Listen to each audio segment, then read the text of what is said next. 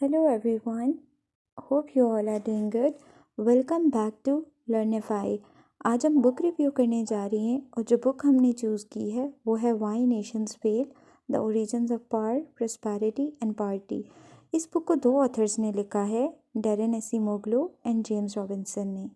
Darren Acemoglu एक Turkish American economist हैं जो कि प्रोफेसर हैं इकोनॉमिक्स के MIT में, और जेम्स रॉबिन्सन वो एक प्रोमिनेंट ब्रिटिश इकोनॉमिस्ट हैं और पॉलिटिकल साइंटिस्ट भी हैं, and he is currently professor of government at Harvard university. इस बुक में ऑथर्स वो रीज़न बताते हैं कि क्यों कुछ कंट्रीज़ डेवलप्ड हैं और कुछ अंडर डेवलप्ड हैं, या फिर हम यूँ कह सकते हैं कि कुछ कंट्रीज़ क्यों रिच हैं और कुछ पुअर हैं। Why some countries are economically weak, इसके रीजंस बताए गए हैं।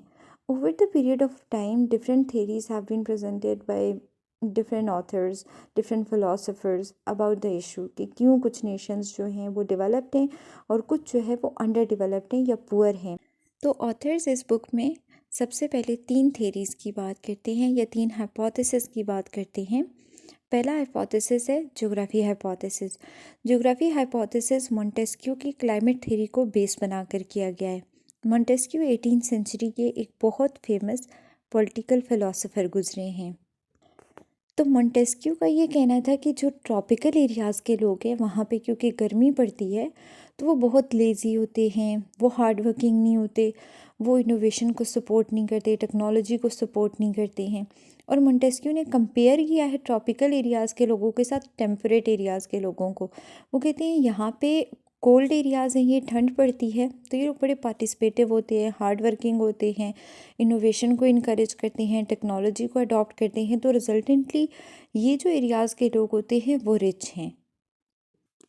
लेकिन ऑथर्स जो है इस मोंटेस्क्यू की थ्योरी को रिजेक्ट करते हैं इस बेसिस पे कि जिम्बाब्वे, सिंगापुर और बोत्सवाना जैसी कंट्रीज़ वो क्यों रिच हैं, वो भी तो इसी एरियाज़ में लाई करती हैं।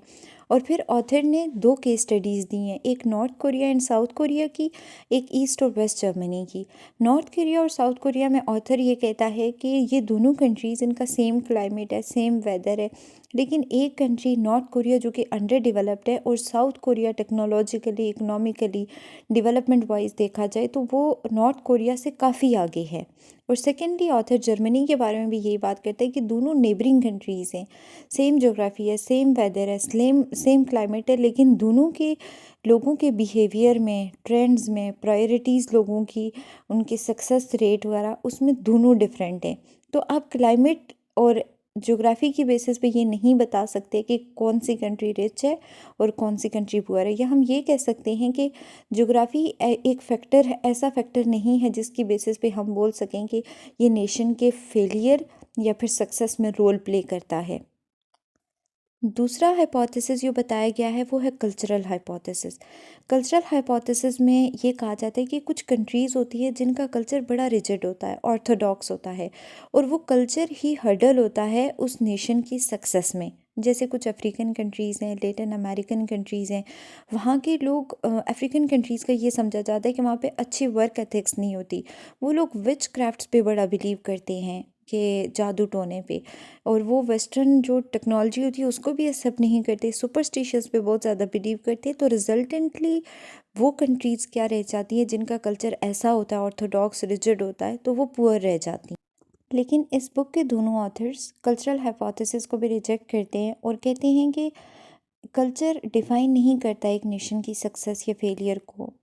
यहाँ पे कॉन्गो की केस स्टडी प्रेजेंट की गई है कि कॉन्गो भी तो अफ्रीका से बिलोंग करता है, उसी अफ्रीका से जिसके कल्चर की अभी हम बात कर रहे थे पीछे, लेकिन कॉलोनियलिज्म से बाहर आने के बाद उन्होंने modern technology, modern way of life को अडॉप्ट किया और आज वो एक सक्सेसफुल कंट्री है।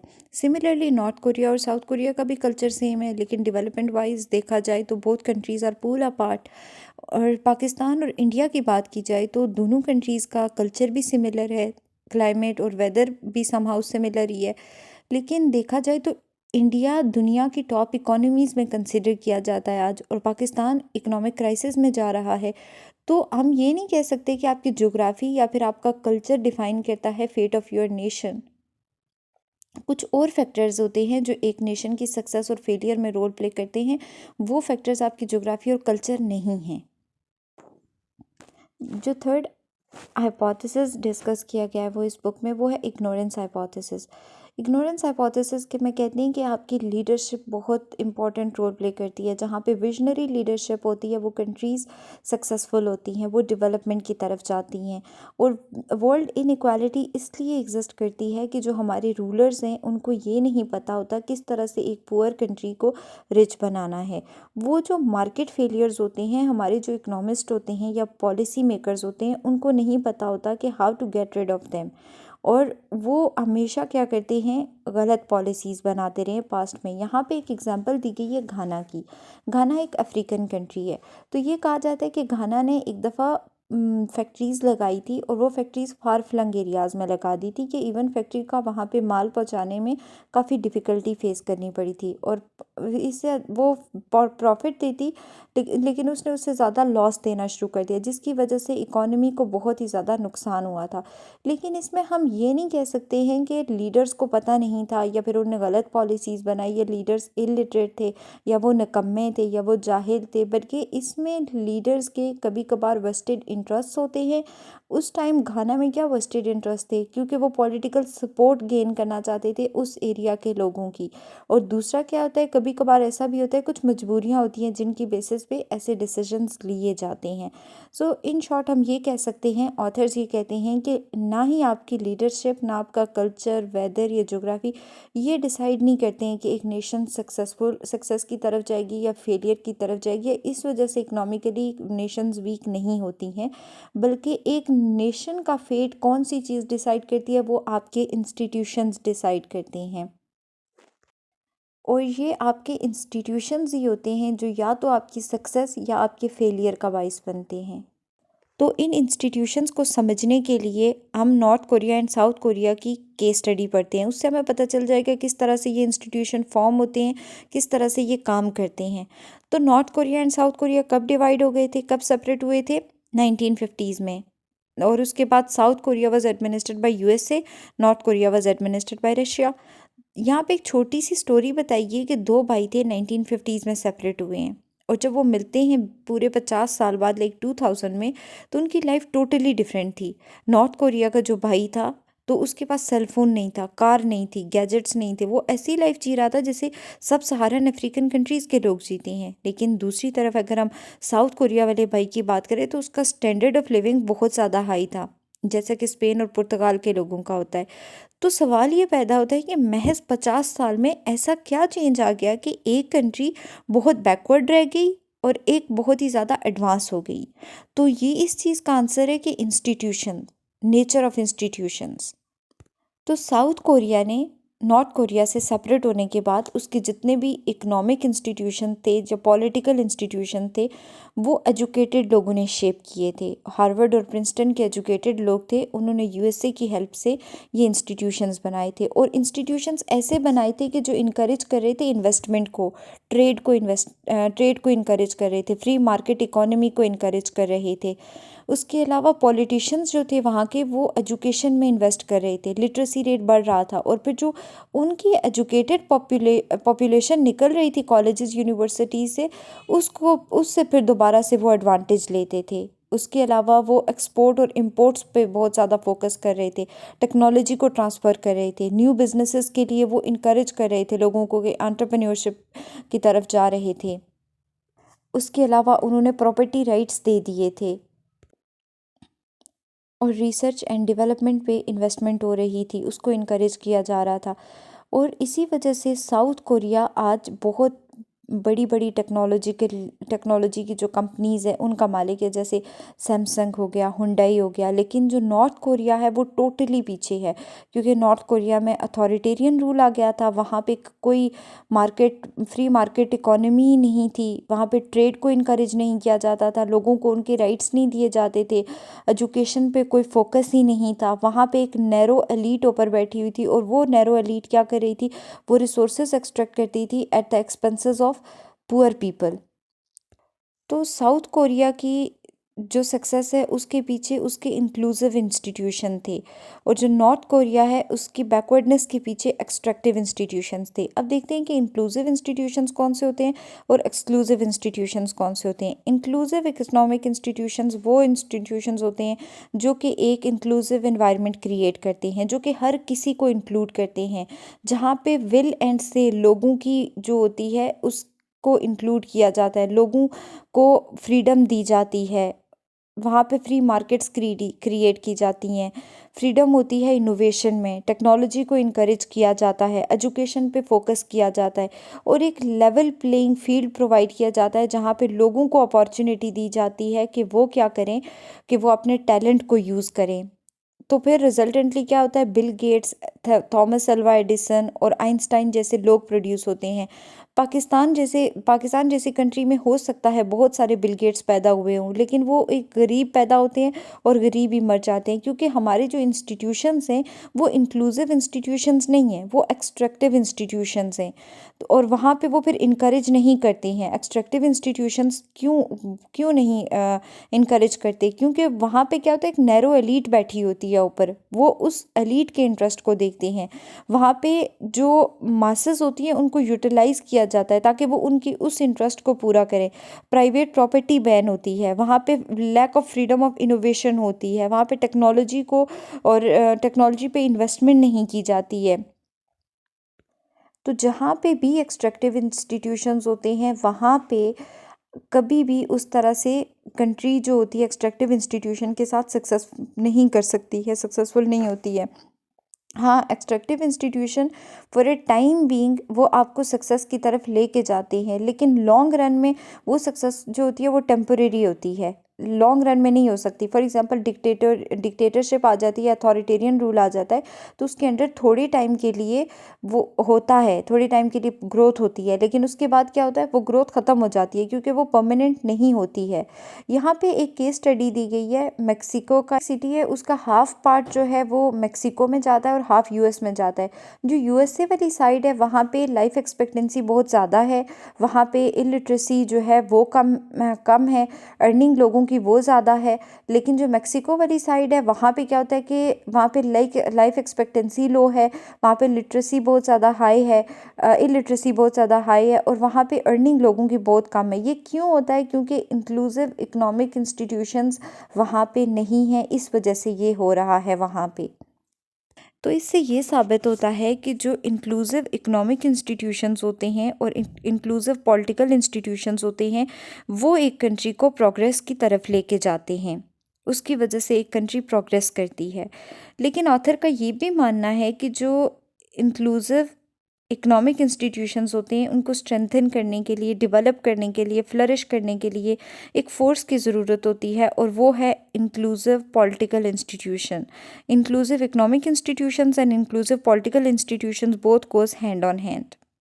और सेम इसी तरह से है एक्सट्रैक्टिव इंस्टीट्यूशंस के लिए भी, कि अगर एक्सट्रैक्टिव इकोनॉमिक इंस्टीट्यूशंस हैं तो वो स्ट्रेंथन करते हैं, एक्सट्रैक्टिव पॉलिटिकल इंस्टीट्यूशन से स्ट्रेंथन होते हैं, एक्सट्रैक्टिव पॉलिटिकल इंस्टीट्यूशन स्ट्रेंथन करते हैं एक्सट्रैक्टिव इकोनॉमिक इंस्टीट्यूशंस को। फॉर एग्जांपल अगर ऊपर एक नैरो एलीट बैठी होती है, वो मोनोपोली इख्तियार कर लेती है, तो उसके बाद क्या होता है कि वो प्राइवेट प्रॉपर्टी को बैन कर दे, फ्रीडम वहाँ पे किसी चीज़ की ना हो, फ्री मार्केट ना हो, वहाँ पे रिसर्च एंड डेवलपमेंट को इनकरेज ना किया जाए, एजुकेशन पे इन्वेस्टमेंट ना हो, टेक्नोलॉजी को डिस्करेज किया जाए।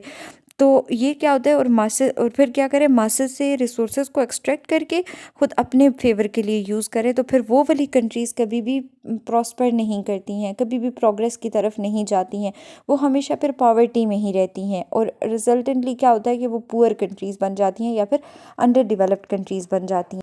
अब जितने भी एक्सट्रैक्टिव इंस्टीट्यूशंस हैं, चाहे वो पॉलिटिकल हों, इकोनॉमिक हों, या फिर इंक्लूसिव इकोनॉमिक या पॉलिटिकल इंस्टीट्यूशंस हैं, ये एक दिन में नहीं बने हैं या एक साल में नहीं बने हैं, इनके पीछे एक लंबी हिस्ट्री है। और जो एक्सट्रैक्टिव इंस्टीट्यूशन जिस जगह पे बने थे वहाँ पे आज अंडर डेवलप्ड कंट्रीज़ है, और जहाँ पे इंक्लूसिव इंस्टीट्यूशंस बने थे वहाँ पे डेवलप्ड या रिच कंट्रीज़ हैं। अब देखते हैं इनकी हिस्ट्री क्या है। ये 1492 की बात है कि जब यूरोपियन कॉलोनलाइजेशन कर रही थी। स्पेनिश जितने भी लोग थे वो और ब्रिटेन कॉलोनीज़ बना रहे थे। ब्रिटेन थे नॉर्थ अमेरिका की तरफ गए और जो स्पेनिश थे वो साउथ अमेरिका में गए।